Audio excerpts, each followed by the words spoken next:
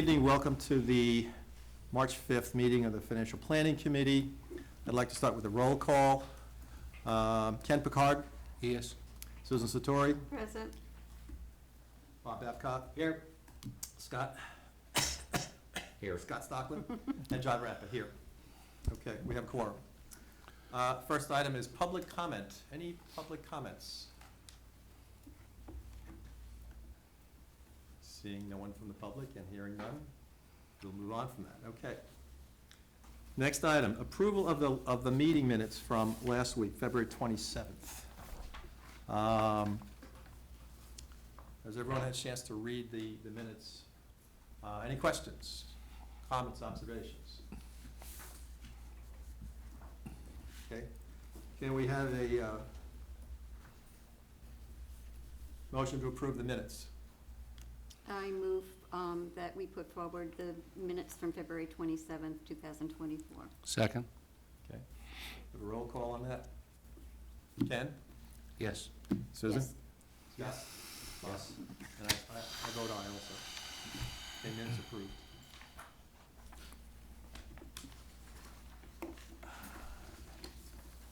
Next item is the DPW fiscal year 25 capital request. We have Scott Charpentier, our DPW director, with us this evening. Scott, please. Thank you, Mr. Chairman. Thank you, committee members. Jason Little, Finance Director, is with me as well. I'll go through the FY25 proposed capital improvement plan for the Public Works Department. You have the full 6-year plan behind the document that looks like this. Here, I'll even do it on TV like that. And, but I'll go through in detail on the FY25 requests. You'll see this year something a little bit different. We have a facilities division in Public Works that was incorporated last fiscal year. I'll give a broad brush on what the facilities division has done thus far and what it was not done before. We didn't really have a proactive approach. John. Hi, you can sit right at the end. Apologize for me later to get sworn in. Andy wasn't there. Found a town employee. We're good. Just came from Elkin, so nice to meet everyone. John, welcome. We started the meeting and we're under recording, and Mr. Charpentier is beginning to do his presentation. Good to see you. This is Scott Charpentier. This is Patrick. Nice to meet you, sir. Thank you. So last fiscal year, we implemented a facilities division in Public Works. The primary focus for the first year was to find out what we have, what the condition is, what needs to be fixed, and also triage the immediate needs. Part of that process was completing a facility condition assessment. The select board authorized funds through ARPA for us to complete the FCA. That was done in 23. A facility condition assessment, you bring in a consultant, they go through every single building, tag every piece of equipment, identify the make, model, age, life expectancy, maintenance requirements for that piece of equipment. For example, boilers, air conditioning units, heating units, geothermal devices over at the senior center, roofs, envelopes, windows, carpets, everything associated with the buildings. They also did a condition assessment of 4 West Main Street as well. That was done a little bit afterwards, after we took ownership of it. So out of that came a very long list of things that need to be replaced. The majority of our buildings have original HVAC, heating, ventilation, air conditioning systems. So this building has its original, from the 80s, units on the roof for air conditioning. PD, FD, Senior Center, and Library all have their original units. So that was a lot of the considerations early on. So I'll go into the detail sheets. These are the ones you see with the photographs. The first detail sheet you'll see is HVAC upgrades and modernizations to some of our buildings in town, specifically the police station, library, and senior center. We're holding off on any substantive changes now for buildings such as town hall. We're not sure of the disposition of town hall, considering there's a town hall feasibility study going on. The expectation with other buildings is that they'll be reused. So 11 Pierce Street, the current fire station, there's a possibility that would be reused, so that kind of goes a little further into the foreground rather than 63 Main Street. So specifically, the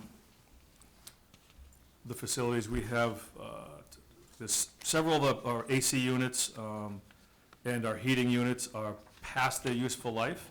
We've been seeing the costs associated with emergency repairs increasing. That isn't slowing down. We have the fire station, their boiler just failed a state inspection. So you have 30 days to fix it, or you turn it off till you fix it. We got lucky. In 30 days, we probably won't need the boiler much at all, if at all. There's two. This is one for the heat. There's another one for hot water.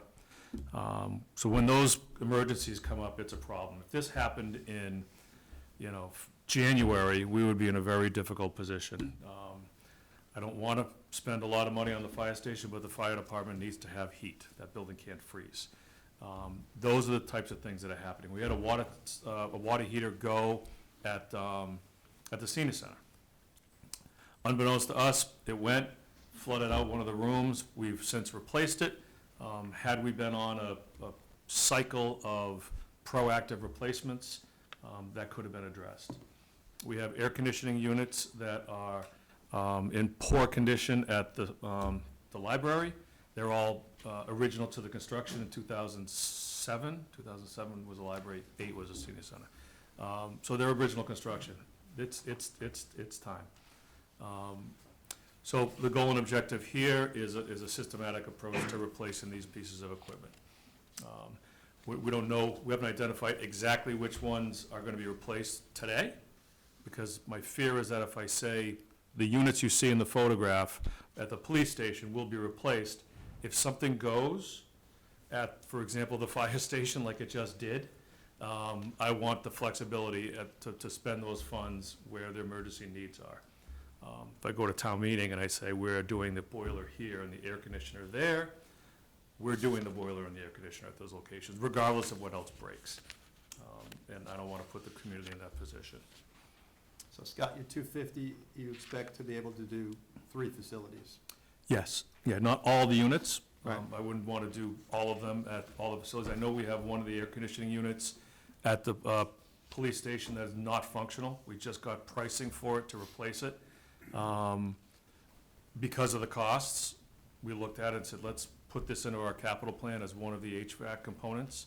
The cost is about $12,000 to $15,000. That's one unit. There are other units that are of the same make and model there that warrant replacement. When you look at the picture, it looks like a smorgasbord of units. And there's a variety of ages. The old rusty black ones in the back, one of those is gone. Is the other one gonna go soon? Most likely. Do you get an economy of scale for one contractor coming in and doing both? You do. So those are the assessments we're gonna do when and if this passes a town meeting. Jason, under source of funds here, we've got 2/6. At some point in time, will you have a clearer picture of, which of these you'll amalgamate and go out to debt financing for? Yeah, this one right now under the financing for FY '25, if we skip ahead to the capital budget, and again, I'm waiting to get a revised this type of. Okay, I figured that, but yeah. But this one's set to come from free cash. Okay, all right, good, thank you. Sorry. No, thank you, Mr. Chairman. You'll see 2-6 on all of the general fund capital requests we're making here. That's facilities and DPW. Just because, Jason's still working and his department is still working on exactly what the free cash plan is. You'll see in the water and sewer, their enterprise funds are handled quite a bit differently. Any other inquiries or questions about our HVAC improvements? Not specific to the HVAC, but since you brought up the question about the GO bonds, are those new bonds or are they already existing ones that we've issued? The general obligation bonds? Oh, in the future, okay, so getting ahead of ourselves a little bit on the agenda when we get into the Okay. the updates to the capital plan. None of Scott's projects are proposed to come from bonding. It's all proposed to come from existing available funds, like free cash. Okay. Police station exterior work, the siding replacement. You'll possibly recognize this from last year. It was on last year's capital plan. The police chief was interested in getting the building painted and the exterior replaced. That discussion started in 2018, got into 2019, looked at our funds and said, well, maybe we can reach out to the sheriff's department and have them do it. They did it a decade ago.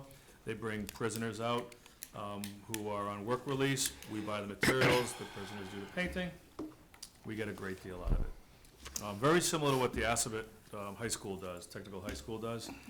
They're not eligible to do this because they're not allowed to go on staging or lifts. They have to work from the ground. So they'd only paint that much. It doesn't really get us what we need. Unfortunately, the sheriff's office canceled that program when COVID hit, and it has not been re-engaged. We went forward with the $70,000 request. We got an architect out there to take a look at the building, and a contractor out there at 2 different occasions. The determination by both of them was that the siding, the clapboard is too far gone. When you go up to it close, the nail heads are exposing. They're coming out. So the wood is swelling and shrinking and swelling and shrinking and pulling the nails out. We knew the trim and the fascias were in poor condition, and we anticipated replacing a bunch of them. But we didn't expect the extent of damage to the clapboard. So we got a second architect out who got out there with our facility manager and ladders and took a look at a little more extensively as opposed to just walking around and capturing the bottom 8 feet. And it is a systemic problem with the exterior of the building. So that $70,000 has not been used, it has not been touched. We're proposing this year at FY25 an additional $130,000 to combine with the 70, so that's why you see a 200 on the detail sheet, in order to afford what I expect to be very extensive clapboard replacement and paint, or clapboard removal and vinyl siding. The reason I say or is I want to get a much more detailed evaluation of what the condition of the clapboard is and what the price is to replace it. And there's a lot of options when it comes to exterior clapboard. You know, you can, number 2 pine, you can go PVC, there's a wide range of things to do. So you said vinyl.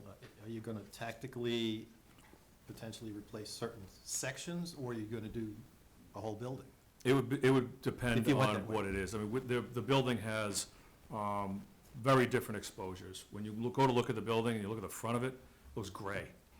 You go to the back where the cell tower is, it's blue. I mean, the sun has really faded the building out, and that has a big difference on what it does to the wood. I'm a civil engineer. My facility manager is a licensed HVAC technician. We're not carpenters and we're not architects.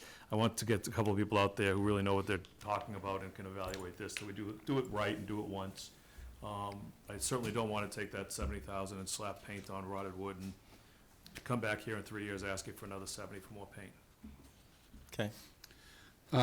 Through the chair, the trim, any addressing on the trim, going with AZAC or anything like that, or you gonna leave wood? The trim work is included. Again, a lot of it's going to be driven by cost.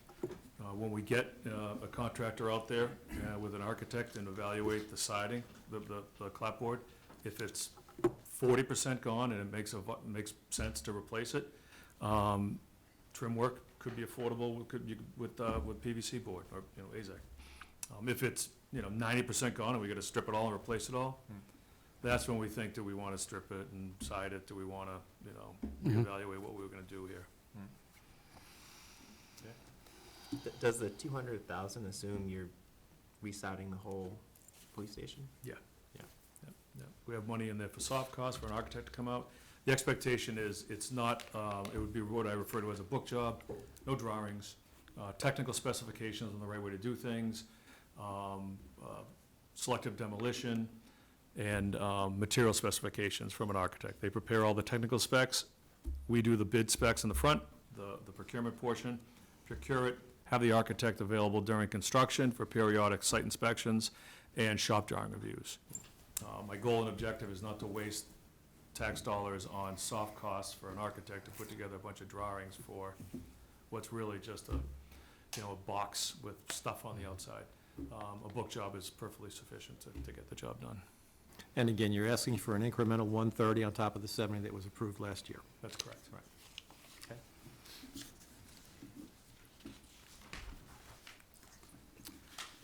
Next is the fire station brick pointing. Again, I spoke earlier about the disposition of 11 Pierce Street, the fire station. It's likely to be part of the town office reuse scenario. Even if it is not, it's a building that's in relatively good shape. And we certainly don't want it to deteriorate and lose substantial value. If you've been by the fire station in the past month or two, you've seen a big blue tarp over it, quite possibly. Yep. Well, the pointing has failed. The pointing is the mortar joints between the brick. There's water intrusion into that room. It's a lieutenant's room, and the computer gear is there and communication gear. Not what you want in a room that's getting dripped on. We had a mason come out to evaluate the pointing to see what the cost would be. And they've walked around the entire building. There's other locations that are starting to show similar levels of deterioration. And they recommended a sealant of the entire building. Everybody here has a brick chimney, and you have an issue with your corbel. If you have your mason come out, almost guaranteed he's gonna say you gotta reseal your brick. They did mine twice so far, and that's just one of the things you do to keep the mortar joints safe and secure. So we had the contractor that came out to help us with the evaluation is the same one that did the demolition at the White Cliffs chimney. They work on a lot of historic restoration. They've done a lot of work on memorials in Boston, so they're well-known, good firm. I trust their opinions. And this includes, again, the same approach that I was describing for the police station. Get an architect to put likely 3 technical specifications together: how to prep it, how to point it, and how to seal it. That's it. Can specs, it shouldn't be a lot of money. I don't need them to do any construction observation. We can bid the whole thing out. That's my goal and objective. Okay. The reason why I'm having architects do these small little things is there's a component of liability associated with it. If a layperson specs out something, it's not catastrophic if it doesn't go well. I'm a professional engineer. I can't do something I don't know how to do, not allowed to. So I gotta hire somebody who knows what they're doing.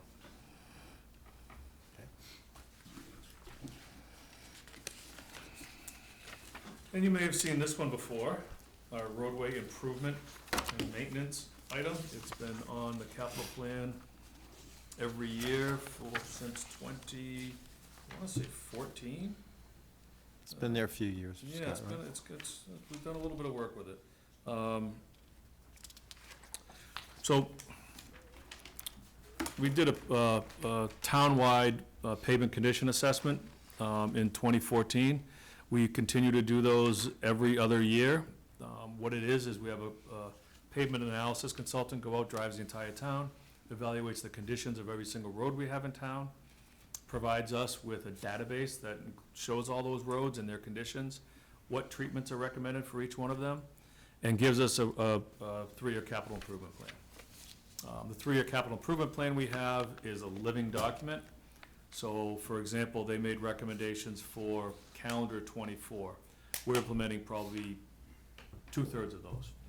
There are other things that we're not. So, for example, we're gonna be rebuilding Whitney Street from basically the railroad bridge, the northern section of Whitney Street, to the town line, to the Berlin town line. Yes, that's needed, but as long as they're out there, they might as well take a right and go down Forbes, because Forbes is in horrific shape, and we have some really substantial businesses there, and they warrant a decent road. Forbes wasn't on the plan, according to what the computer spit out, but it doesn't make sense to wait 2 years and go back out there to do that little piece of road. So that's some of the stuff. Cedar Hill down at Bartlett that goes into Marlboro, that wasn't on the plan. It's like 500 feet of road, but it's complete garbage, and Marlboro just did their section of road. So now's the right time. Their work is done. We can do ours. The road will be uniform, well-built, and done. So that's kind of the anomalies with the capital improvement plan. How we implement this is through 3 funding mechanisms. We receive Chapter 90 money from the Commonwealth. We get approximately $500,000 a year. It's more like 515, 520. Some years they throw extra money out because there's a surplus in the budget. We got an extra 200 and change a couple of years ago, and a little bit last year, a little over 100 last year. We couple that Chapter 90 money, that $500,000, with $300,000 we have in the operating budget, and we try to supplement that with another 300, this year 310 in the capital plan. Part of our pavement management analysis is grading our roads town-wide. So our town-wide roadway grade, it's like a school grade. It was a 71 when we first did this in 2014. It slowly crept up to 76. It plateaued for a little while. We had some culverts we had to replace. There was a Lincoln Street culvert that failed. That came out of this pot of money. Rice Ave culvert failed, Fisher Street, so we've done some culverts periodically. But that grade is just like a grade at school. We're a solid C student when it comes to our roadways. If we don't spend $1 million a year on fixing the roads, those grades are gonna start dropping back again. And that $1 million number is gonna start increasing as well, just because the value of a dollar isn't what it used to be. You know, we're paying $80 a ton for asphalt today, and we used to pay $60 a ton when this whole thing started. So again, this is a reoccurring request that we have every year. The money goes into roadways, except if there's an emergency. This money goes into roadways. If there's an emergency, Chapter 90 money will be reallocated toward a culvert or something that was catastrophic that happened. One thing to note here is that we are a complete streets community now. What that means, a Mass DOT program that helps multimodal transportation improvements in complete streets communities. What that means is, if we rebuild a road, we rebuild the sidewalks. If I mill an overlay road, we don't do the sidewalks. Crack fill, little things like that, you don't do the sidewalks. Last year, we did Thoreau and Emerson, new sidewalks. We did Warren and Stratton the year before that, new sidewalks. Edmonds Way, new sidewalks. But if we do, what are we doing this year? Well, Whitney doesn't have a sidewalk, you know, Forbes, all those roads don't have sidewalks. We won't have to do sidewalks on those roadways this year. But the part, that comes out of this $1 million, because we have made a commitment to the state and to the community to enhance pedestrian movement, so. Scott, that pavement inventory, you showed it in prior years. Is that online for the public to see? Can I see the condition of my street? Yep, that entire report is on our website, the pavement management report, as well as the sidewalk management report. And it's street by street, obviously. Yep. Yeah, thank you. Yep, and then once, this year's paving program, well, we put our paving program, what we're doing every year on the website. This year, I'm waiting on final definition of the crack seal roads. I have the recommendation that got spit up by the computer, but I gotta drive around and look at it, and I can't look at it when it's pouring rain out, because it's really hard to see cracks in the road when everything's soaking wet. So as soon as we have a dry day, I'll get an opportunity to do that, and then that'll be up. So I'm hoping next week we'll post that. Educational question for me. Whitney, streets without sidewalks, if you were to do sidewalks, would it be cheaper to do the sidewalks when you're doing the actual road, or does it not matter if you do sidewalks the same cost, whether the road is done or not? It depends on where the sidewalk is. If the sidewalk abuts the roadway directly, so it's roadway, curb, sidewalk, absolutely more cost-effective to do at the same time.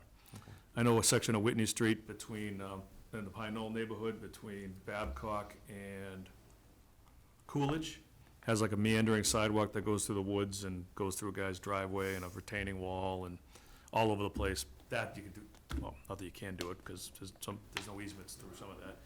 But those types of sidewalks, you can do at any time.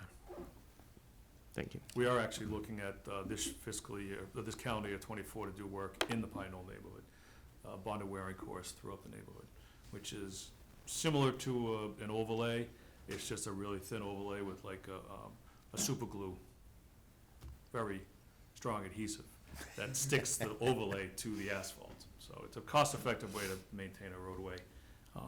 I don't like doing like a chip seal in a neighborhood. Chip seal is what we did on Lower Whitney Street and Ridge Road. I just did it on Brewer and Green Street. So it's, you know, you put the oil down, you put the little rocks down, Not the kind of thing I want my children to be skateboarding on, so we kind of stick to, those types of roads for that. Okay. Drainage and sidewalk improvements. So,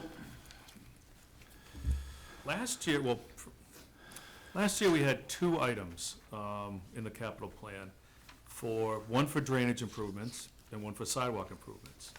It was alternating years, 300 the next year.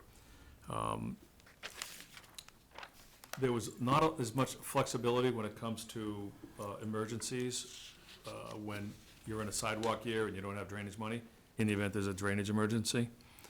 So the decision was to combine those into a single item at $300,000 a year. The intent here is to address items like you indicated, John, for example, the sidewalk that we're not doing the road on, you want to do the road, you want to do the sidewalk, we now have funds for it, and we don't have to divert it from roadway paving. On the drainage side, same situation. If we have catastrophic drainage failure somewhere, we have a resource to go to at least supplement those funds. I'm gonna knock on wood. I hope we have an easy drainage year this spring and nothing epically fails, because we have a very challenging drainage problem on Assabet Hill.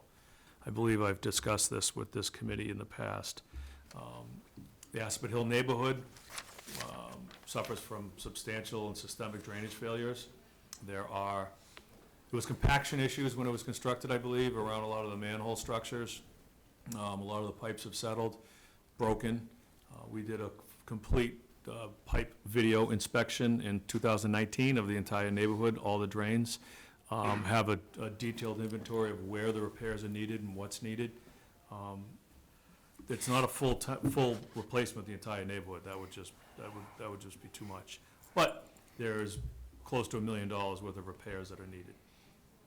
One of the goals I have is to systematically repair the drainage and do the pavement over a period of years. If there's an opportunity to do $300,000 of drainage repair this year and let those trenches settle and then pave that section next year, and then cycle that through for the next 6 years, the whole neighborhood could be fixed. And the intermittent years, when I'm paving the neighborhood, the money could go towards sidewalks in this item. So we do a drainage number, and then the next year the sidewalk number. When we're doing the sidewalk number, we take the pavement money and we do that section of road. So that neighborhood can get addressed in a systematic fashion. And that picture is that picture was the Lincoln Street culvert. Doesn't look like that anymore. We fixed it. Well, this might be for the chair. I'm not as familiar with the Northborough Complete Street prioritization list of the 25 projects and the sidewalk master plan. Is that contemplated somewhere in a different budget, or is it more of just an initiative that's not funded yet? Through the chair, the Complete Streets, that process occurred 2 years ago. There's a state process in accordance with DOT on what needs to be done. First thing that happens is the community adopts a policy. The select board adopted that policy. I described it earlier, where I gotta do a sidewalk if I do the road. The next step is a prioritization plan is put together. That's where you're referencing the 25 projects. You do a public input survey, you get information from boards and committees, where are your sidewalk concerns, where are their needs. A lot of it is, and not just sidewalks, it's also bikeability, walkability, transit, accessibility, safety of crosswalks, that type of stuff. One of the things they look at also is gap closing gaps for sidewalks. So if you're at Center Drive on Hudson Street and you want to walk to Cumberland Farms, there's about 150 feet of no sidewalk. Doesn't make any sense. That gap would be a good complete street project. The way DOT funds it, the municipality pays for the design, and DOT will pay for the construction. They only give you $500,000 over a 4-year period. I know the word only before $500,000 sounds weird, but $500,000 does not build you a lot. Is that funding part of the TIP program? No, No. okay. It's a separate part of money. Okay. And I believe one of the initiatives is for the planning department here to go through the downtown, well, the downtown revitalization plan has been completed, and out of that has some pedestrian improvement recommendations. Those improvements are complete streets eligible. One of the ideas was to make Blake and Pierce a little more pedestrian friendly, more uniform sidewalks, street trees, just a place that's not a football field of pavement like you have at Blake Street right now. That would be one of the projects, I believe, that are in the queue for complete streets. Any other questions? Please continue. Okay. Next up is the public safety trailer. This is a replacement piece of equipment. The current trailer is from 2014. We realized, I don't want to say the inadequacy, but we realized the needs for, the additional needs that a trailer that we have for a trailer when COVID was here. This trailer did so much for COVID. We had the vaccination clinic at Ellsworth. We had the testing and return to work. The flu tests, the flu vaccines. It was at the the June party down at Ellsworth, the beginning of the summer party. It's at our town meetings. We had a couple town meetings at Algonquin High School. It was there. And we realized what's needed for an event trailer like that. This trailer is, the one you see here, is public safety trailer. It's got air conditioning, heat, secured cabinets, lighting. I mean, it's like a mobile, it's not a camper, but it's similar amenities to that. It's not necessarily the right fit for the events it was doing. This is something that, emergency personnel get in and out of, and not necessarily community events. So the new trailer, the replacement trailer, would be very similar, but outfitted differently from what we learned with COVID. The only door outside of the back door, which is it's not a barn door, it's a drop door. If you ever had people going in and out of a drop door on a trailer, those little wires that are there, they'll take your head off every time you turn the corner. That man door is the only man door in and out, which is awkward to say the least if you're having a community event. So the replacement trailer would still have lighting, air conditioning, heat. It would have an awning. This doesn't. We found that being very problematic when we were doing the drive-through testing. We had easy ups next to the trailer. Easy ups are wonderful and all, but in a parking lot, they tend to go airborne pretty quickly. Where a public safety trailer with an awning is a lot more robust and stable.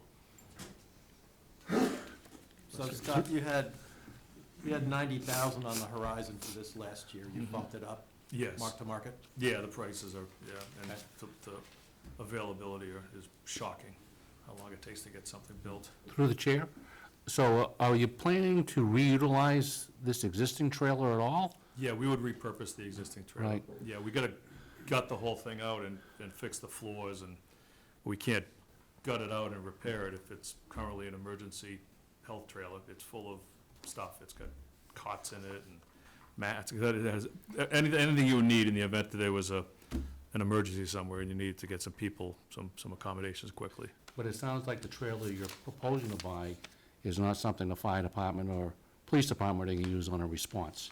No, a Do police. they have their own? They do. And they're, different police and fire departments have different size equipment. Community a little bit larger than us would have like a command center trailer. Those are, you can spend up to $500,000 on a command trailer with. Well, I'm not looking for that, but I'm Yes. asking, do we have a fire department, we're not stripping the fire department, police department of No. their needs? No, this was Board of Health, Public Health is what this trailer Okay. was. Yep. Yeah, and the FD has a trailer. PD does not, but they utilize our trailer if they need it. And we can't take this one out of service to repair it until there's a trailer available for use. And I'll get a little more into redundancy of equipment on the next few. What's your expected lead time from ordering this? It's gonna be 9 to 15 months. Through the chair, just, so if I'm hearing correctly, the real need for this is public health, vaccinations, things like that. If we were in an environment where that was never a concern, we're probably not seeing this on the budget. Is that accurate? You would still see this, this one likely would not be refurbished. Yeah. We would just trade it in and probably, I don't know, we'd probably get maybe 10 grand for it. Okay. Not a lot. And John, it was on the horizon from prior years. Yeah, oh, I'm sure with COVID too, it was, yeah. We saw a lot of use. We saw what shortcomings they were. COVID was fun, it was an interesting time. So the next two items are pieces of replacement equipment. And I'll go into a little bit of a broad brush about what replacement equipment means for Public Works. Excuse me. The first one is a bucket truck, the second one is a sidewalk plow. Public Works is a little bit different from just a regular contractor, a tree contractor. Tree contractor, small one, has one bucket truck, it goes down. He just tells his customers, I won't be there for a month. I gotta get a new new turret bearings. So he doesn't work for a month, he loses a bunch of money. Public Works can't do that. You know, if we have a tree that comes down and it's problematic and it's shutting down, you know, Whitney Street, we need to get out there and we need to get it out of there. If we have an ice storm or we have a windstorm like we had, about 2 months ago, we need to be out there with our bucket truck. It needs to run. It runs now. The chassis has very low mileage on it. We're gonna repurpose the chassis. We do that with all of our rolling stock. We repurpose the current one and then work it down the line. The unit itself on the back of the truck is old. It's requiring more and more maintenance. And if it's a unique piece of equipment, so for example, if the turret bearings went, it could be a month before it's fixed. We can't operate for a month without a bucket truck. We don't have the size department that warrants 2 of them, but we certainly have the need for one to be operational at all times. So the choice, some departments will have 2, some will have one always new, so there's never a problem with it. Some even lease, they just lease it forever, and it's never a problem. Everybody operates a little bit differently. This needs to be available and on the road at all times. So what we're proposing is to replace a 2010. But the lead time on this would likely be about 1.5 years to get. So that would get us out into middle of 25 for the purchase, so that's 15 years. That's a long time for an active bucket truck to be still in service. So you'll see at the bottom, and a lot of our equipment pages have the useful life of these. It's 10 to 12 years. In this case, it's not the chassis, it's the back end of it. These chassis last a lot longer because we don't plow them. They don't see a lot of mileage. They're just bopping from tree to tree, and they sit there at a tree for 4 hours and remove it, as opposed to some other vehicles that you'll see. So it's the boom and hydraulics. Yeah. Yep. We do get it inspected every year. It's inspected for electrical insulation as well as the welds. Every weld is inspected every year. And periodically, the inspection reports are getting longer and longer. We just can't wait. I noticed in our financial trend monitoring, this truck was on the horizon, and the estimate was $380,000 from last year's plan. Now you've got $330,000. Is there a reason it's down? Yes. We got more competitive quotes. This truck that you see in front of you is an F-750. We're proposing this year for the replacement vehicle to be a medium-duty Mack. Instead of buying the biggest from a small company, well, a small manufacturing company, we're gonna buy a smaller from a bigger company. It's in line with our fleet. All of our fleet is, our fleet is transitioning all to Mack. We have Mack International, it's probably 80% Mack. It's the same chassis that the water and sewer department got approved last year for a dump truck. It's a medium-duty Mack. The next one is the sidewalk plow, and that price is accurate. You see these buzzing around town during right after the snowstorms, clearing the sidewalks. We have 2 of these in service. We have a 2012 and a 2016. This is proposing to replace the 2012. These live in very caustic environments, as you can imagine. We have two. We're getting rid of the older one. It's important that the community has one that is in top shelf or robust shape. In the event one goes down because it's older, let's say this was a '07 or an '08, and it goes down, these parts are very long lead items. You know, this isn't a Ford F-750. This is a unique trackless Bombardier sidewalk plow. You know, if a knuckle goes, that could be down for 2 months, 3 months. The problem with that is, these things do break, and there are things that break on it that are not problematic. You know, wheels go, hydraulic lines go. That stuff happens. It takes a day or two to fix. Not a big deal. It is a big deal if you don't have the other one, because then you can't clear the sidewalks. And that, Can't walk to school. you just can't do that. I mean, it's, you know, part of public works is, you know, you just can't do it. And I hear from other, and friends of mine, why don't you just borrow one? Well, everybody uses them at the same time. I can't borrow my neighbor's, you know, snow blower at the same time as he's using it. It doesn't work that way. So, you know, bucket trucks are the same way. You can borrow a bucket truck. Well, I can't, because I bet you Westboro had a windstorm the same day we did. So theirs is being used, and we'll be second fiddle for sure. So, one thing we're doing with this one this year, which is new to the community, is we're gonna have a flail head with it. You've seen possibly our roadside mower, big green John Deere. It's got the three-way articulating arm on it that mows all the roadside brush. With climate change, roadside brush is growing more than I've ever seen in my life. The bamboo, that invasive bamboo, I don't know what species it is, but whatever, the bamboo is everywhere. We get two processes we do with roadside mowing. We have the production, you just go up Ball Street, and you come down Ball Street, you go up Howard, boom, and then you get the phone calls at the intersections and the reports of poor sight distance from PD and things like that. So right now, the big John Deere is buzzing up and down Green Street, clearing out or Ball Street, and then we get a call that the corner of Maple Ave and Maple Lane is tight. You can't see around it, so you gotta come back, do that corner, and then head out.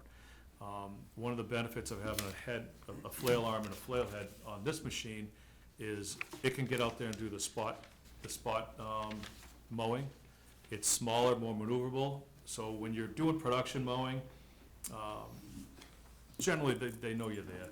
You're going down the road, your lights are up everywhere, you're not often at an intersection in an uncomfortable spot.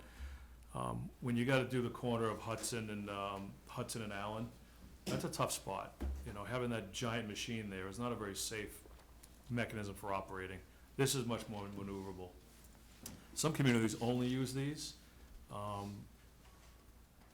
We had our roadside mower go down this year for about 3 weeks, and we never caught up. So the work never got done this year because of that. It's a tight window. Our operator who does roadside mowing is the operator that does street sweeping.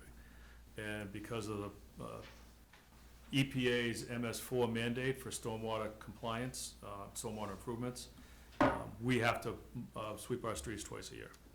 So one employee goes street sweeping all spring, roadside mowing all summer, street sweeping all fall, and then plows all winter.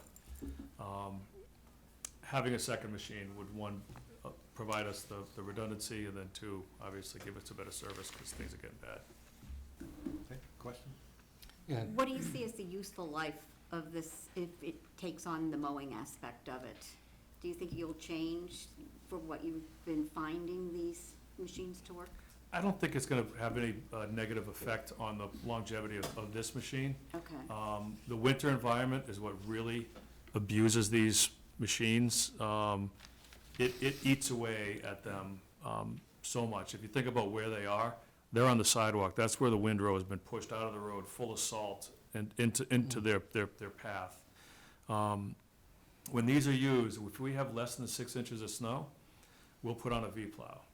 And after the crews are all done clearing all the roads, 2 of them go in the sidewalk machines, the rest go to do parking lots and pushback intersections.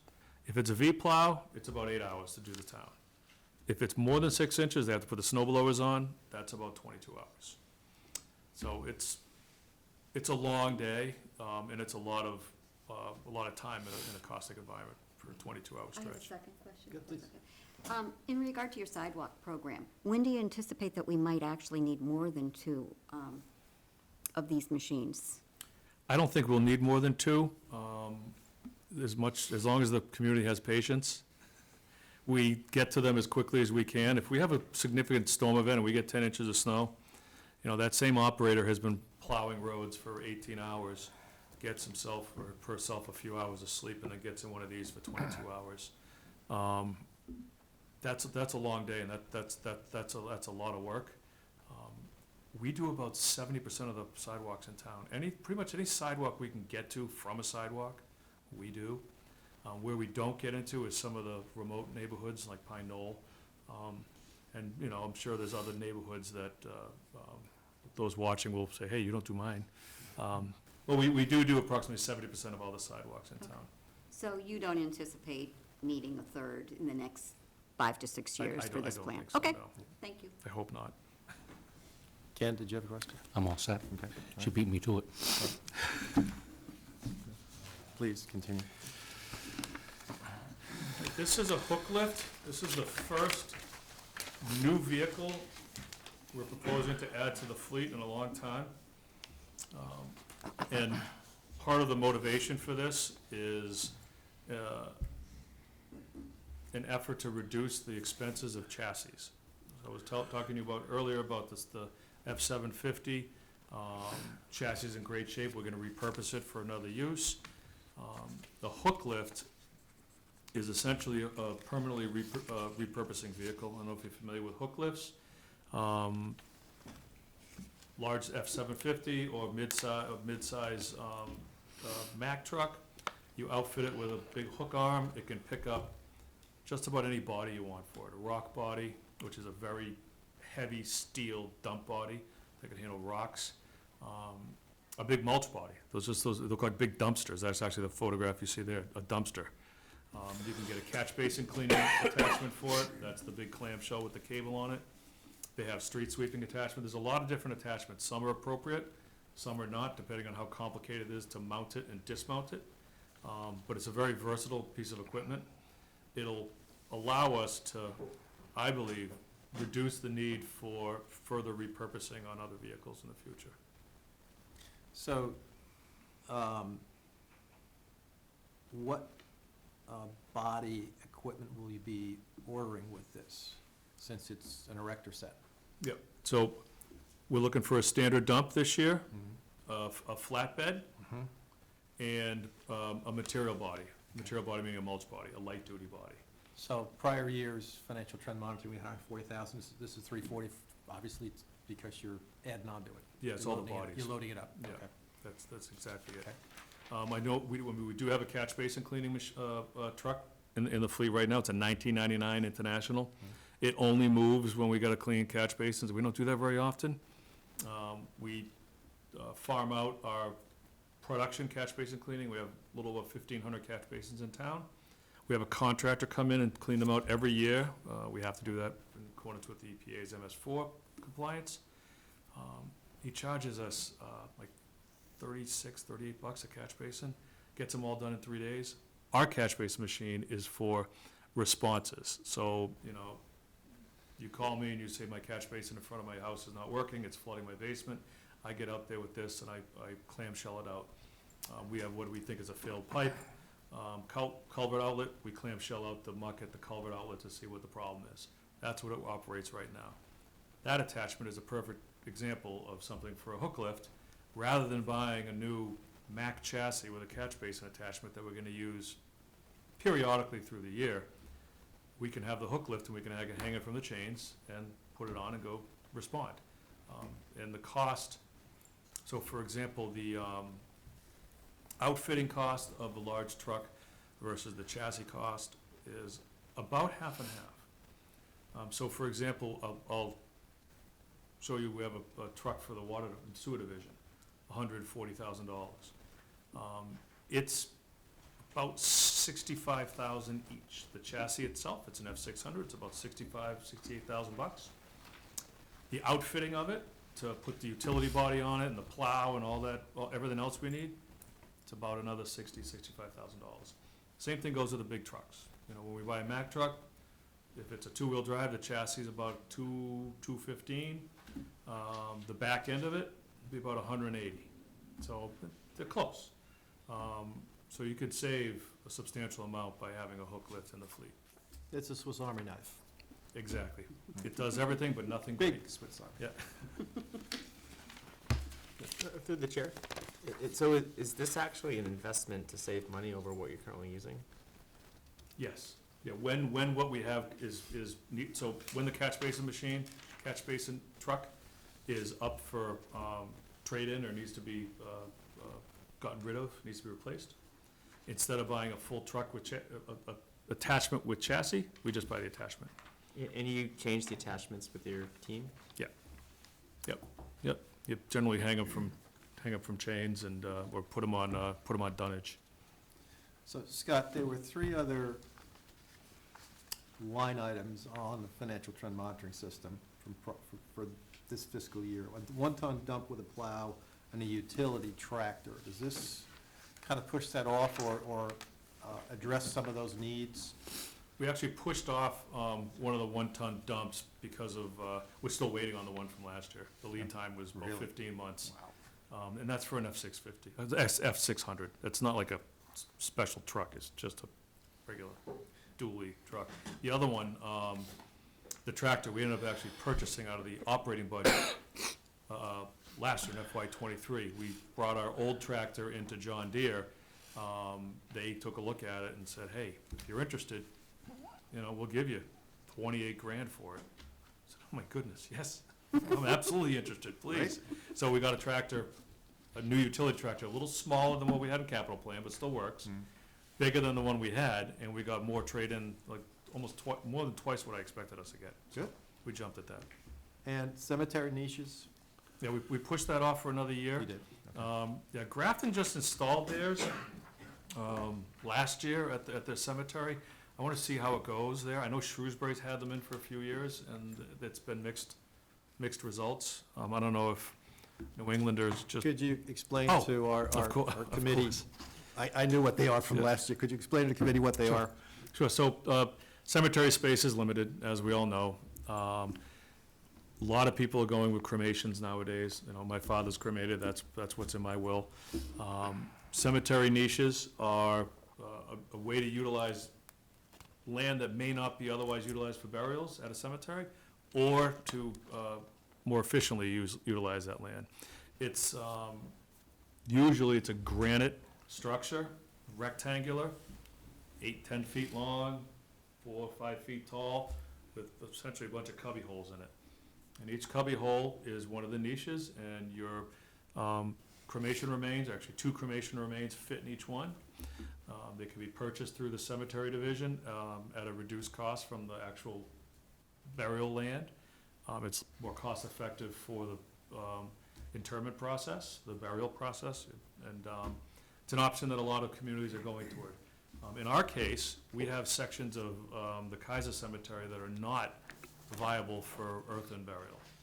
As you pull in from each end, from the Howard Street end on the right-hand side and on the Whitney Street end on the left-hand side, it's all wet. We can't do burials there, so there's segments at the portals that are not useful burial land. Perfect spots for these. They're nice, they're decorative.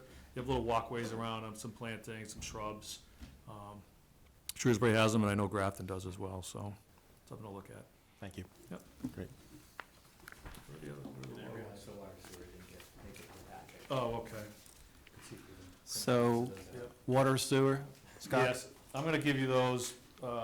Jason's gonna go make copies of those. The first one is, you really don't even need much of a graphic, because there is no graphic, but it's I&I, and there's a bit of a story behind I&I. So in the sewer division, infiltration and inflow. It's detrimental to our sewer system. Inflow is water that comes from the surface that goes into the sewer system that is not supposed to. So, some people have sump pumps in their basement. They take the tube, they stick it where their dishwasher, where their washing machine discharges, and they pump groundwater into the sewer system. That's inflow. You're not allowed to do that. It violates Mass DEP's regulations. Plus, it increases the amount of water that's being treated as sewer treatment plant. Infiltration is water that comes through the ground into gaps in the pipes, gaps in the manholes.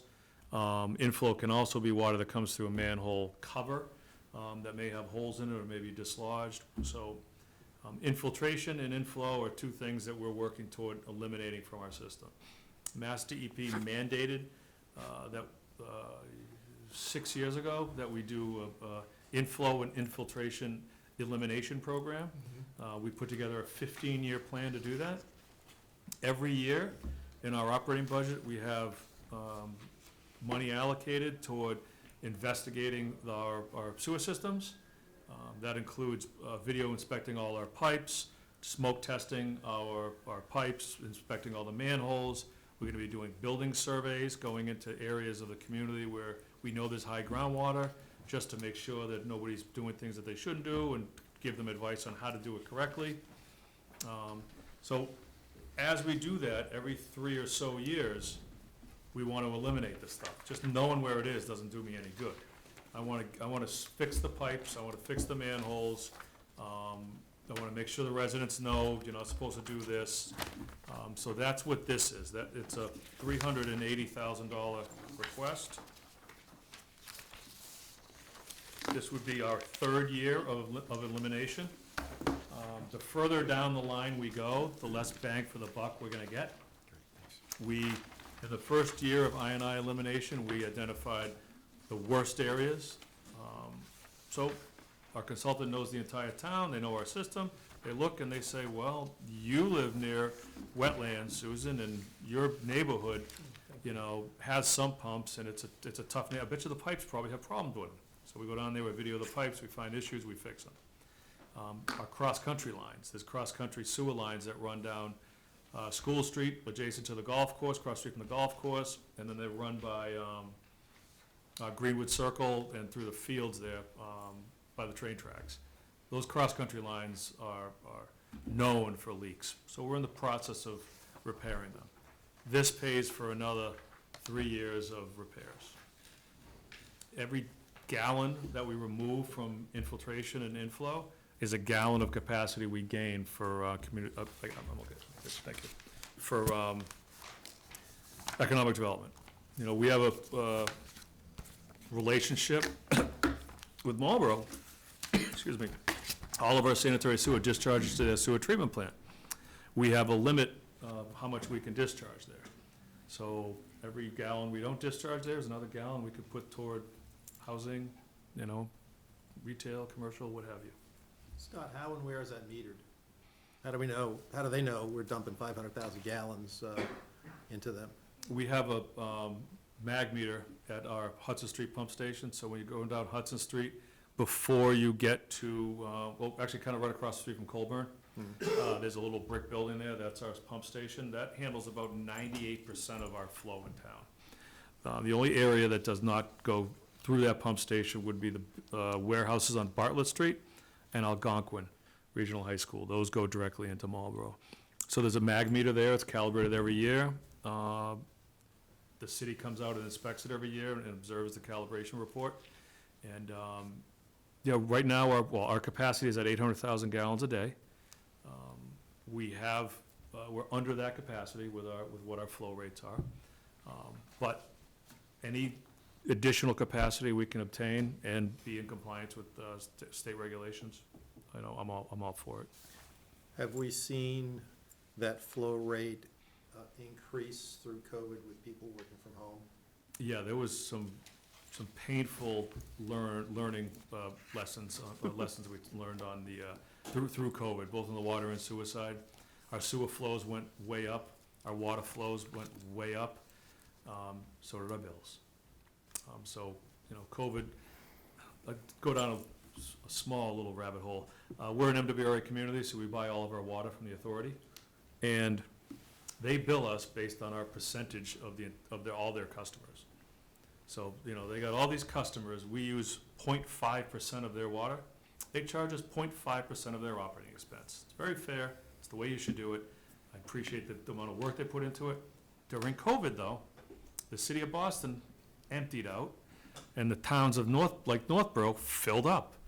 So our little percentage compared to Boston, which is like 30%, we went way up, they came relatively substantially down, but our impact was horrific. Our rate went up from $1 million to $1.36 million in 1 year for water. It came back down when Boston reopened, but it was still an eye-opener. Luckily, we're financially conservative in Northborough, and we had adequate reserves to weather that unexpected storm. But yeah, we have, and, the I&I that we've done thus far has worked. I mean, it's helped. We used to have days where we go over 1 million gallons a day when we have heavy rains. Wow. We haven't done that since we started the program. Questions, Susan? Yes.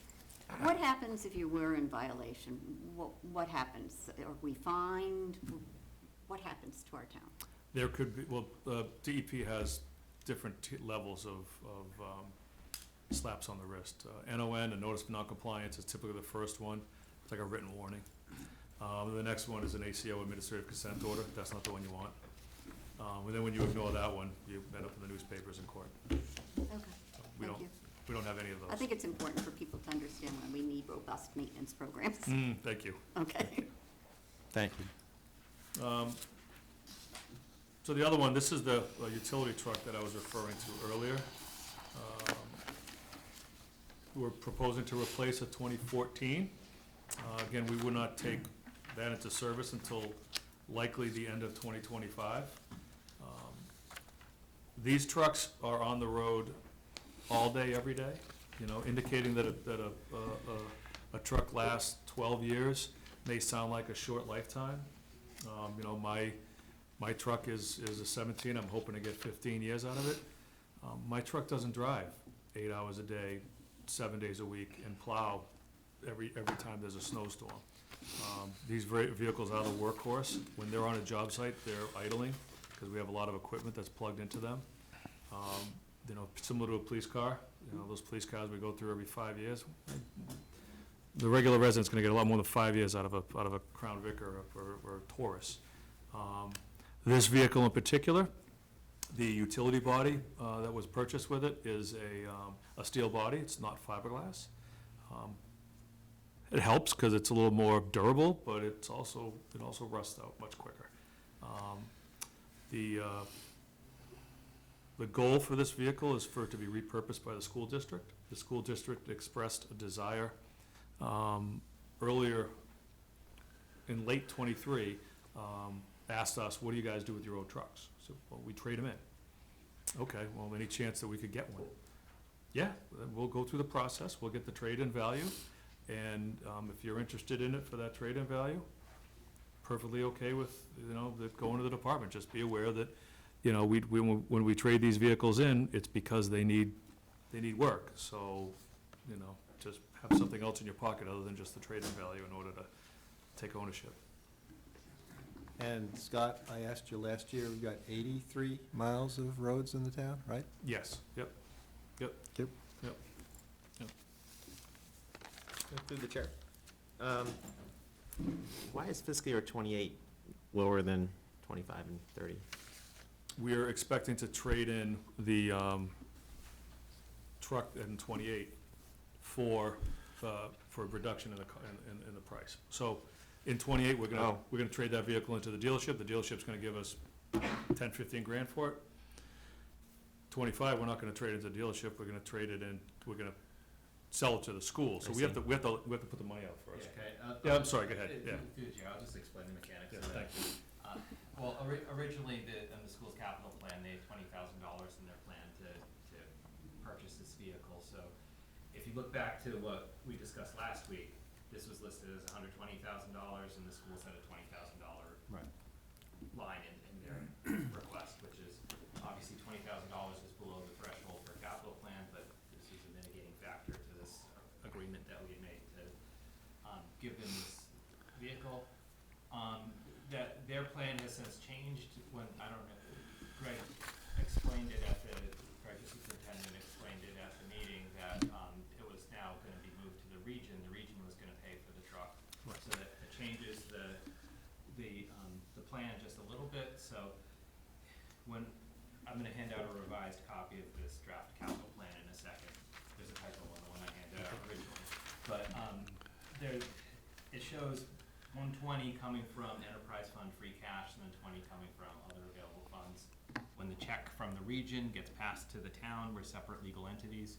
So when the check comes in, it'll just be revenue to the water sewer funds. So it'll be a wash. It's transfer basically. pricing, okay. Okay. Long explanation for a simple transaction. It's helpful. Still not civil to me.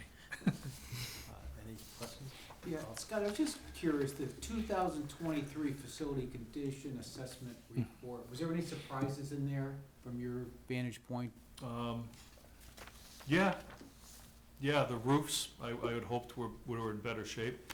I'm a layperson when it comes to, architectural things, and if a roof doesn't leak, I think it's in good shape, because I don't walk these flat roofs. So I was a little bit surprised by that. The fact that the mechanicals are all aged didn't surprise me, because without a facilities division, all we did was replace what's broke, which is really an unfortunate way to go about things, What about the equipment? such as.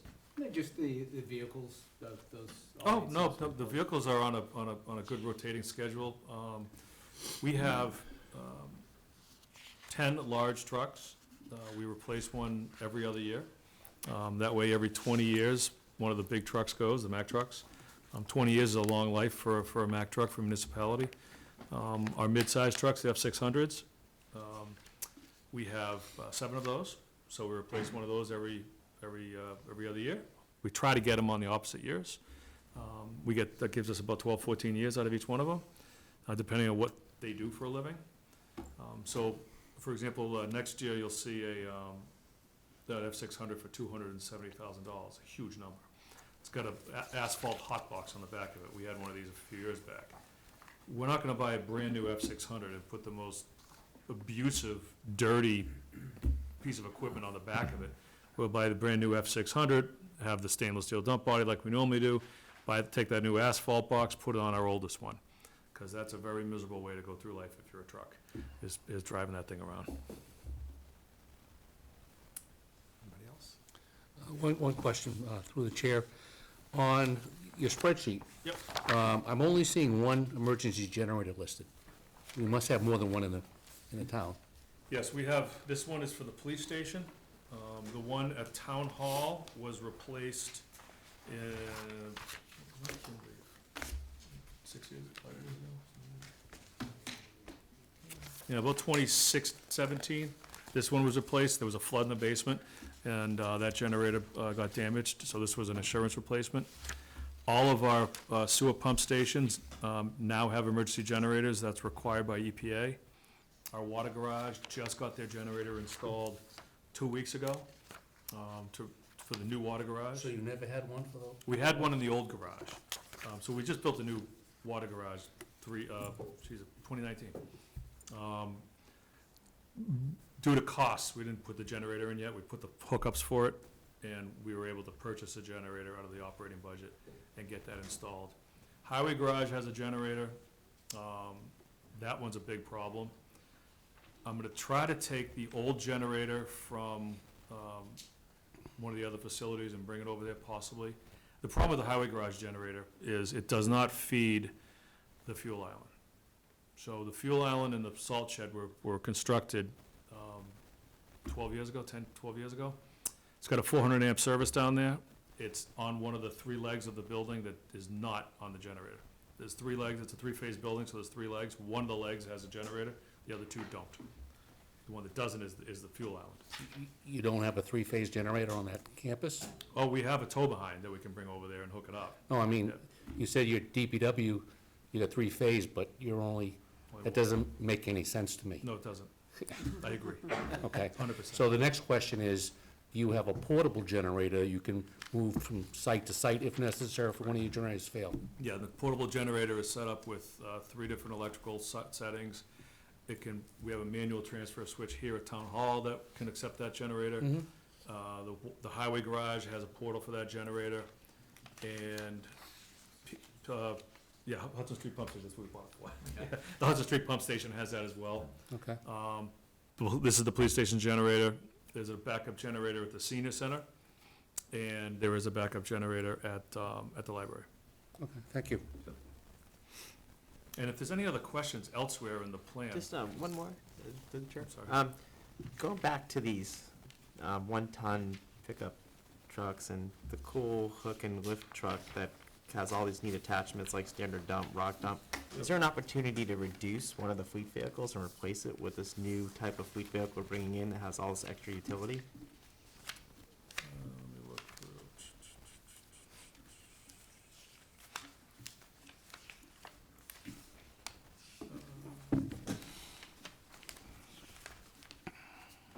Yeah, it's probably more of a 2026, or it doesn't look like I don't know, maybe it isn't, maybe the bucket truck, but I don't know, not a, Yeah, there I'm isn't wondering about anything- trucks on the fly. There isn't anything here that's a swap out. I know when the 1-ton dump truck with plow, when the chip body comes up, that's the one that pulls the brush chipper, the log chipper. When that body is up for disposal and trade-in and replacement, the hook lift would be a viable option. You can put a chip body on the back of the hook lift, easy enough. The catch basin machines, the truck's not shown here. We'll put that on there when it's just about to go. It was on the 10-year capital plan, it's not on the 6th though. But yeah, there are opportunities to supplement. The 1-ton dump trucks, those are the 7 trucks that I'm referring to. Those are the day-to-day drivers. Yeah. We don't want anybody driving this thing around day-to-day, the hook lift. It's gonna have specific jobs to do. Thank you. Scott, one last question. You had $800,000 tagged for the Reservoir Street dam compliance. Is that being pushed out Yes, till, what, next year? yes. 26? And I'm optimistic that the state, so if you don't know, we own a dam. Water Division owns a dam in Shrewsbury and Boylston. The dam was found to be in poor condition and require repair or removal. We've engaged a consultant to go through the removal, design, and permitting process. The permitting process is incredibly long. The longer it takes, the more I have to push this out. Dam removals are very expensive. The state did provide us an 80% grant for the permitting piece and the design piece for the dam removal. That was $215,000. They also have a program for grants for the physical removal, for the construction piece of it. They tend to wanna fund the second half of what they funded the first half. So I'm optimistic that, an 80% grant will come through for the removal piece. In which case, the 800 number would not stand. And there's no potential urgency or emergency in the next year and change with that structure and that dam? No, we're out there frequently. The most challenging portion, so we're in the environmental impact report phase right now, so it's been advertised in the environmental monitor. Other agencies are providing comments, nothing of substance as of yet. The next step would be the local conservation commissions, Boylston and Shrewsbury. That's when the rubber's gonna hit the road. That's when the community and the residents really get to realize that we're removing a pond. They don't care about the dam. They like the water behind it. That's when I'll get a better feel for what the road is going forward. Got it. Thank you. Scott? Just, so you said we own a dam in Shrewsbury? Yeah. And Boylston Yeah. jointly? No. Or just No, ourselves? that's ours. That was our drinking water reservoir back at the turn of the century. Yeah. And it's not anymore, but It's we still own it. Reservoir Street. Yeah. Right. If you go, Reservoir Street off of Crawford, I do. if you go to the end of that, take a left, and then your first right, It's right there. the dam is right there, you can't miss it. Oh, yeah, okay, Yep. yeah. Yeah, we own the dam, the water body, and a perimeter around the high water mark. So as much as residents may get upset that they don't have the beautiful access to a pond, they don't have it anyway, because we own it, they don't. Maybe they will own it someday. Any other questions for Mr. Charpentier? No? Scott, thank you, All right, as thank usual. you. Appreciate it. Mr. Chairman, if anything comes up in the meantime, feel free to reach out, I'm happy to come back if you'd like. If there are subsequent questions, we'll funnel them through, Mr. Nick. Fantastic. Okay, thank you. Thank you. Good. Thank you very much. Thank you. Nice to meet you.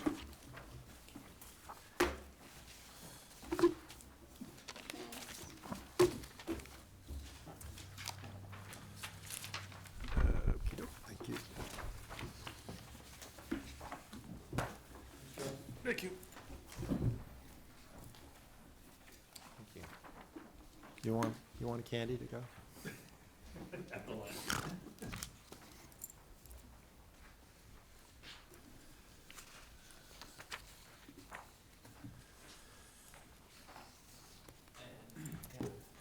Mr. Little? I think we're gonna have a recurring agenda item at our meetings for updating the capital plan as we go along. Okay. As you heard last week, when the schools presented, they presented a completely different capital plan than what I'd been given originally. So this is meant to update to what they did present, and, you know, we did work with them to update the plan to reflect some changes. So I'll just go over those briefly. Through the chair? Please. I'm just not, who presented what? Oh, Greg Martineau, the superintendent, came Oh. in and presented on behalf of the school I see. departments. Okay, And And- they had a capital plan that had been reviewed by the school committee in November, yep, which is what I had been working from, but when he came, they had different. made a number of changes. So I'll just go over those changes briefly. But not like the police cars and stuff that was already presented? We will be doing We police haven't and done this fire. This is not in- complete for this discussion then? Maybe I'm reading it correctly. It's just the capital budget for the Okay, year. thank you. okay? And we're Yeah, but- talking about, And we will be, we'll be doing what we did with Scott with police and fire in the next week or so. Yeah, okay, thank you. and I would like to just chime in and say that the minutes are so well done that anything that you missed at the last meeting, you'll probably pick up I on. thought, as what preparing wasn't. for the appointment, I thought they were great. I just Yeah. have to, need to grab reps in to just You'll, get the, you'll figure out yeah. what the superintendent did yeah, thank say. you. Good, thank you. So anyway, I did have the opportunity to work with the administration and confirm, you know, what had been submitted. So we're working on the draft warrant, so we want to make sure we warrant articles for all of these capital projects that are listed in this capital plan. So basically, since there's new members, this cover sheet that I just handed out, that there was originally a typo on the handout that was in the packet. This piece here just shows the financing sources for what's being proposed for FY '25. So each one of the lines on this cover sheet would reflect what is in the 6-year plan, but just for the first year, the FY '25 coming forward. So there would, in theory, be an article for each one of these items in the town meeting warrant this year. So, going through it, the only things that have changed is that they removed a number of items that were on their original plan. So, in this financing sources, there's about $205,000 or $235,000 of free cash that was proposed to be used towards school projects. That's was reallocated to be used toward the fire rescue 1 replacement to limit the borrowing on that item. The schools have added the Peasley School feasibility study to this year, and they're in the MSBA, have applied for MSBA. They filed the statement of interest, and they're waiting to hear back on whether they get approved for MSBA financing. So this is under here as a borrowing authorization, and chances are we are not going to have to actually borrow $900,000 for the feasibility study. The way the MSBA program works is we get a borrowing authorization for the maximum amount, and then we collaborate, and that's MSBA term Technology, collaborate with them on this project, and file claims with them, and they will reimburse us at a certain rate. So it's likely that they'll reimburse us approximately 51%. And then we'll borrow the difference that's left over.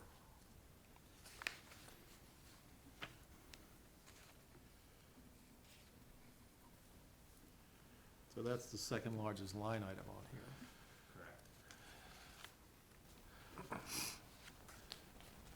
It would be like 450, or 25, Right. after the reimbursement.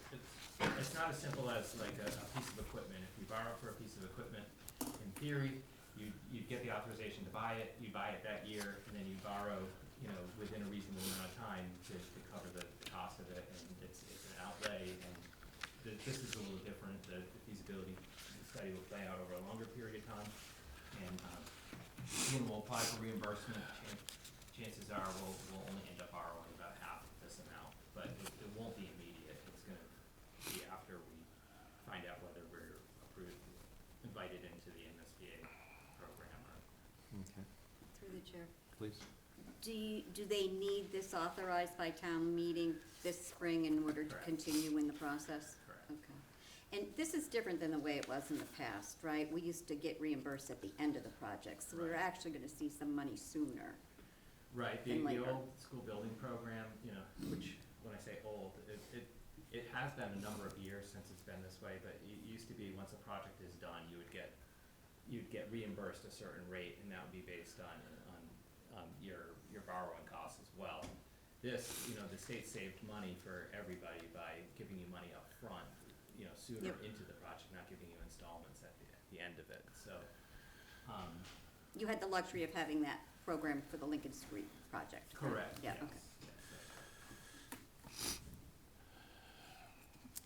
Okay, and again, I think I asked this last week, any state reimbursement, state aid, et cetera, do you have a feel for if any of these will be cut?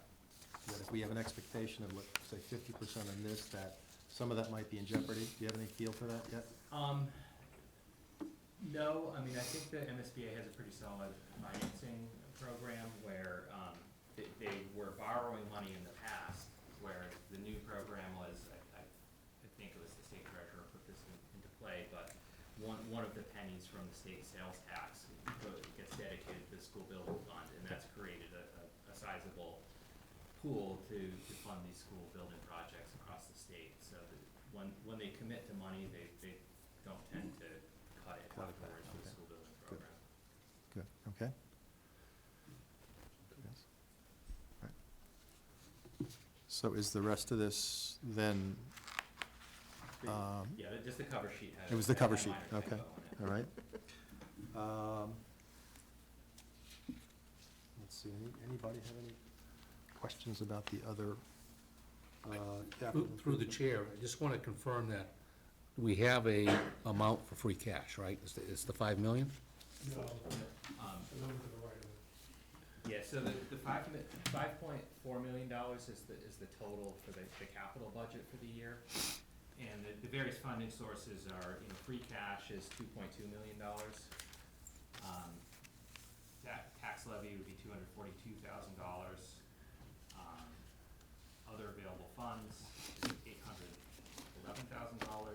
The enterprise funds, free cash is $492,000, and the borrowing authorizations would be $1.6 million. I guess my question through the chair again is, we had the DPW director, is that what we call him here in town?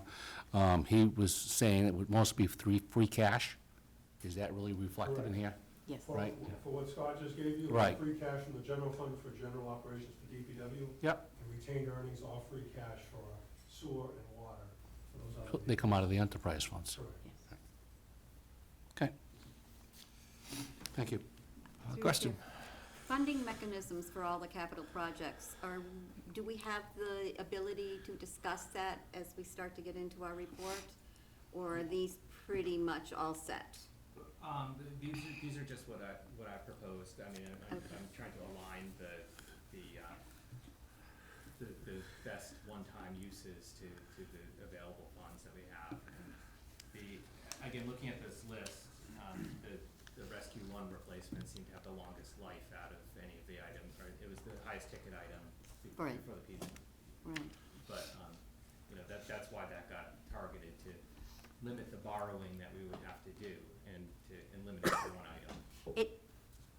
Would you prefer to talk about this when we're more into reports, or may I continue to ask a couple of questions about this? I think particular you've got a valid question. Let's see what Jason Okay. thinks. All right. So I'm wondering if we could, at least when we get into our reports, we do receive a report in regard to the ARPA funds, what's left of ARPA, what the Board of Selectmen are perceiving, or what their plans are, and see if any of that might be able to go to help with this Rescue 1. I know it's not our decision, they would have to vote on it, but it certainly would help in our recommendations and actually be able to make a good sale to the townspeople.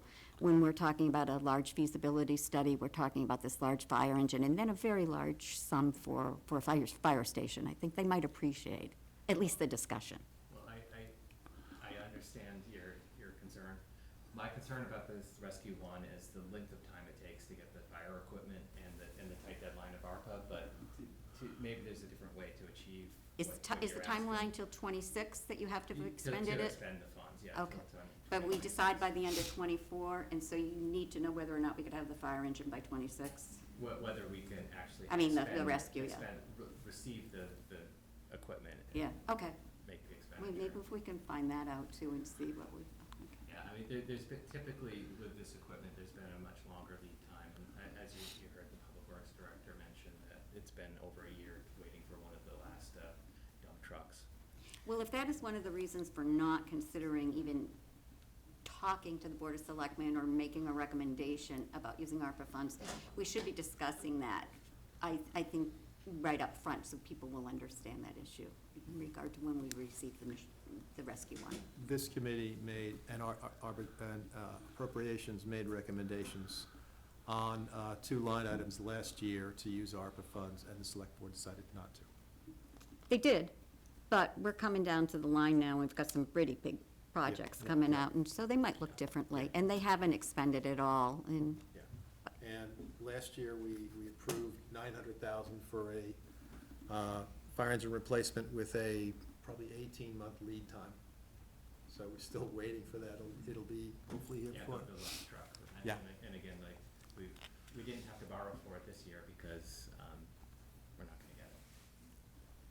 I We're not gonna get it until understand. next year. Well, the expenditure doesn't hit us now. Correct. Yeah. I do think if we could at least be open to a discussion about ARPA funds, it will help us in trying to figure out how best to approach town meeting and the taxpayers. Yes, agreed. All right. So we have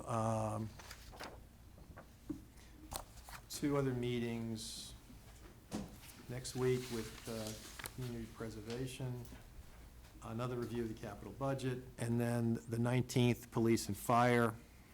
And then we go to a joint meeting with the select board, the 25th. Our participation, our attendance is optional there, and then town meeting in April the 22nd. So we'll have other opportunities to look and refine this, I presume, Jason, is that a fair statement? Correct. Okay. So this is not the be-all, end-all, but I would urge you all to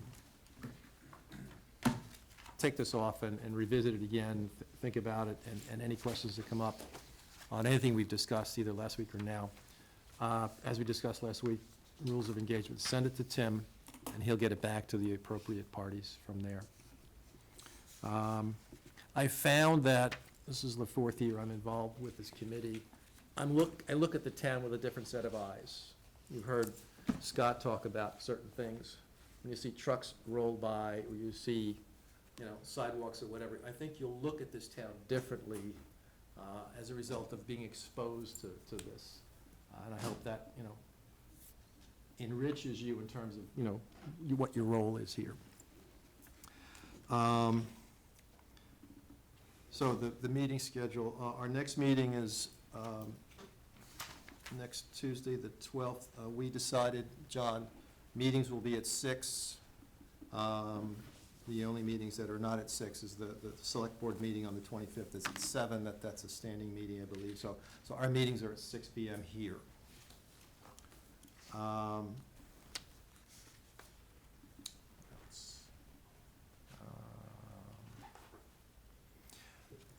Any other business? Any I other have a questions?